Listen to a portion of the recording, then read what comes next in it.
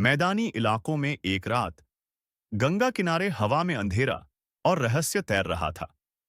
उसी समय एक युवा लड़का, साधारण किसान परिवार का बेटा, चंद्रगुप्त, अपनी किस्मत से जूझ रहा था। उसके हृदय में एक सपना जल रहा था। कभी न कभी मैं इस अपमान और अन्याय को खत्म करूंगा। दूसरी ओर मगध की गद्दी पर बैठा था धनानंद।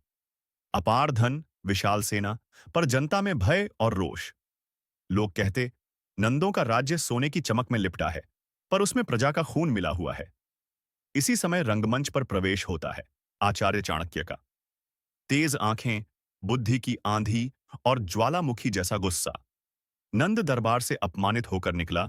यह ब्राह्मण संकल्प ले चुका था, जो मेरा अपमान करेगा, मैं उसकी जड़ें उखाड़ दूंगा। यही वक्त था जब किस्मत ने दो धाराओं को मिलाया। चंद्रगुप्त, जो जंगलों में अपने साथियों संग खेल खेल में सैनिक युद्ध का अभ्यास करता था, और चाणक्य, जो एक योग्य शिष्य की तलाश में थे। एक दिन बाजार में चाणक्य ने देखा, यह साधारण सा युवक खेल खेल में नकली राजसभा सजाकर राजा बना बैठा है, आदेश दे रहा है, रणनीति रच रहा है।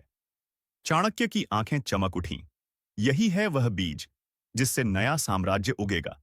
फिर शुरू हुई तैयारी।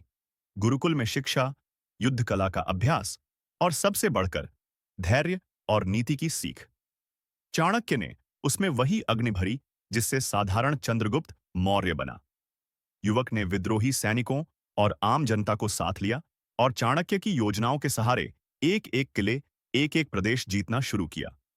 धनानंद की सोने की दीवारें टूटने लगीं और अंततः मगध की धरती पर गूंज उठा। नंद वंश का अंत हुआ। अब मौर्यों का युग आरंभ होगा। यही थी चंद्रगुप्त मौर्य की शुरुआत। गरीब घर के बेटे से सम्राट तक का सफर, और चाणक्य की बुद्धि से भारत के पहले महान साम्राज्य की नींव।